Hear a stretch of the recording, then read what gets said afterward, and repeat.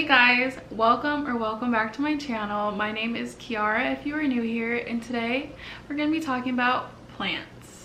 As you can see, plants. Today I'm going to be telling you guys the most easiest plants to keep alive, even if you have the blackest thumb in the world. These are plants that I personally have myself, so I will be able to show you guys firsthand, but I have come up with a list of plants that are the easiest plants to keep alive, and that anybody who has killed every plant they could think of, these are probably plants that you could probably keep alive, because I have kept them alive, and so has my mother, who has killed a lot of her plants, I will say. Also, sorry if you hear any of the nature outside, because I have my windows open because it's a nice breezy 75 degrees today, bless the Lord.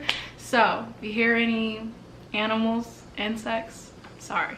But I have written out a list of all the plants that even you can keep alive, and I also have added how to keep them alive and what each plant needs. But before we begin, I would just like to talk to you guys about an app that I use. This is not sponsored in any way. I just love this app so much. It is called Planta. I will put a picture of it on the screen. This is what I use to keep all my plants alive. It notifies me when I need to water them, when I need to fertilize them, when they need to be misted, and it gives you just so much info on the plant. And it also tells you if like the plant is toxic to animals, or if it needs bright light or indirect light or shade, or like half and half. That app is honestly a lifesaver, and I highly recommend everybody get that app, even if you only have like 3 plants. Perfectly okay. But that is how I got all this information, and also just doing like my own research and learning about all individual plants, because that's really what motivates me and keeps me excited about plants. But okay, enough blabbering.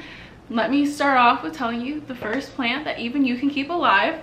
Basically any type of snake plant. I will be putting like the scientific names on the screen because I don't know how to pronounce them and I don't want to sound stupid, so we're just gonna put them on the screen. But basically any type of snake plant that you can find. Okay, so I myself have 3 types of snake plant. The first one that I have is a cylinder snake plant. I will put the name on the screen. So this is a cylinder snake plant. It grows super tall, as you can see. So this right here is a baby. So all snake plants are basically the same and need the same amount of care. So they can do bright light, indirect light, shade, whatever you want to put it in, it will most likely survive. And it also only needs to be watered like every 17th day, so you could go 2 weeks without watering or 3 weeks without watering, whichever one you personally prefer. But yes, so this is one of my favorite snake plants, just because like look at it, like it's just so different looking, and they grow super tall. Like this one right here used to look like this one, and now it's like super tall up there with the rest. And the next plant I have is also a snake plant, and this one is called a mother-in-law's tongue. So another type of snake plant. This one also does not need a lot of light. It can survive in a room with no light. My mother has one of these plants and it survives perfectly fine in her bedroom, which does not have a lot of light. So she has one of these, and they grow super tall. So once again, this one only needs to be watered every 2 to 3 weeks. And then the last snake plant that I have, this, I think people call this a Fernwood snake plant, but yeah, it just looks kind of funny. And I have it in this Picasso plant, or this Picasso pot, and it literally looks like it has hair. But yeah, so this one also will do really great in low light. So if you live in the dorm, or if you have a bedroom that has no light at all, these plants are really great for barely getting any light, and they will continue to grow. I don't know if you can see that, but there are babies in here. I keep this plant in my bedroom, which I don't like to open the blinds that much in the bedroom because I'm never in there. So it still gets some light, but just not as much as my living room. This is an awesome plant. And for the next round of plants is an aloe. So I'm not sure how many types of aloe plants there are, but I personally only have 2. So I have an aloe vera. And aloe vera, everybody knows what this plant is. You can use it for burns, for medicine, for treating rashes and everything like that. I personally have not used it for that. I just like the look of it. But these plants need a fairly good amount of light. They are mostly in the desert, in places where it's really bright all the time and sunny. So I keep this one in my bathroom because I can open the blinds in my bathroom because I don't go in there all the time, so I don't care how much sun is in there. So I do open them, and it sits perfectly just on the little ledge. And these ones also like to dry out, so you really only need to water them every 2 to 3 weeks, as I said, for the snake plants. So these are also great plants for people who are not home a lot or have very heavy busy schedules to where they can't really take care of plants as much as they would think. But these ones are great because they don't need to be watered very often. And then the second type of aloe I have is an Aloe Hedgehog. This is just a cute little guy. This was actually very, very small when I first got it, and now it is growing pretty tall. So as you can see, it has like little spikes on it like a hedgehog, and it's just super cute. I keep this one actually on my windowsill right here because, as you can see, it does get a lot of light, so it does grow pretty well in that spot. Okay, so the next plants I have to show you are Drasenias. So I really hope I'm saying that correctly. Sorry if I'm not. But the first Drasenia I have is a corn plant. This was actually my very first plant of quarantine.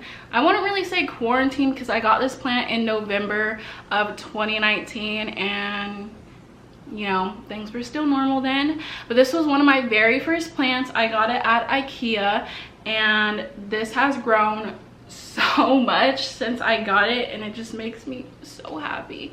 But basically, this is a Drasenia. It's also known as a corn plant. Once again, these ones don't need to be watered as often. You could go 2 to 3 weeks without watering these. They like to dry up a good amount, and they will do very good in really any amount of sunlight, as long as it's not direct sunlight, because then it will burn the leaves and you'll get like sunburn like a person would. And then the next Drasenia I have is called a dragon tree. So this one also needs the same amount of care. I recently got this one also at Ikea, so definitely check out your local Ikea if you need somewhere to buy plants. And the ones at like Lowe's or Home Depot are just all dead because Ikea does have a really good selection sometimes. But I recently got this one. It's the same family, so I'm hoping this one will be just as easy to take care of as the other one. But yeah, just looks like this, and I have it in this cute little pink pot, which is also from Ikea. And now, one of the easiest plants that I believe nobody can kill is a ZZ plant. So it looks like this, and I have it in this terracotta pot. Both the pot and the plant are from Ikea. But basically, this plant can survive in literally no light at all. So I don't know how anybody could kill this, but it just thrives in low light situations. And honestly, this plant is just so easy to care for. Once again, you don't really have to water this one for 2 to 3 weeks. The app tells me like every 17th day is good, but if you go longer or shorter, I mean, I'm sure it will be fine. It likes to have the soil dried up, and you can also clean off the leaves because sometimes they get a little spotty and dirty. But yeah, this plant is basically so easy to take care of, and it just looks so cute and just effortlessly perfect. And the last plants I have to talk to you guys about are pothos.